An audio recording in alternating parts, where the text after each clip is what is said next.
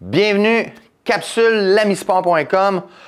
Aujourd'hui, on va jaser drop shot. OK? La drop shot, c'est une technique que je me fais beaucoup poser des questions sur une technique de drop shot. C'est une technique qu'on peut utiliser aussi bien à l'achigan, au doré, à perche chaude, n'importe quel type de poisson là, va bien répondre à la technique du drop shot. C'est quoi le drop shot? OK? On va faire ça bien simple. Regardez ça, j'ai une petite canne de préparer ici. Première des choses, on va travailler idéalement avec une canne avec une action medium light. OK? Fait qu'une canne medium light, là, extra fast, là, fait qu'on va avoir le tip qui va flexer comme ça. Est-ce qu'on voit bien comme ça? Là? Medium light, action extra fast pour la technique du drop shot. C'est sûr, évidemment, on a une canne medium fast, ça va fonctionner aussi. OK? Faut pas trop se border sur la canne. Qu'est-ce qu'on va venir faire? On va mettre un fil tressé, le plus petit diamètre pour la grosseur des poissons qu'on va localiser. Comme là, ici, j'ai un 12 livres de résistance tressée.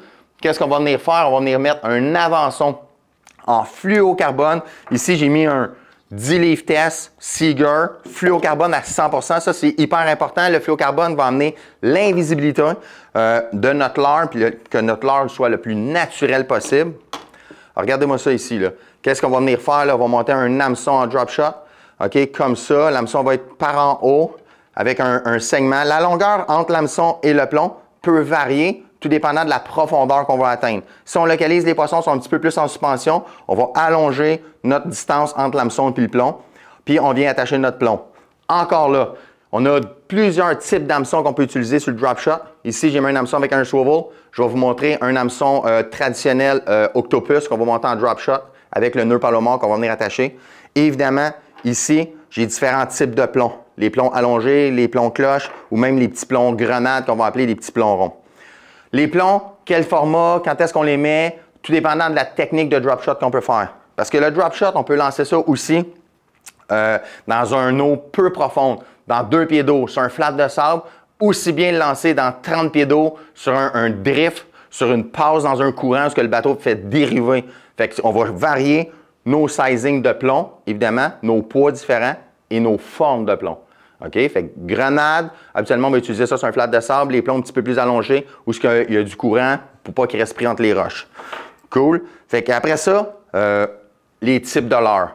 Une panoplie, on a du choix, là, c'est incroyable au niveau des types de leurre. J'en ai sorti quelques-uns là, pour pas toutes les sortir.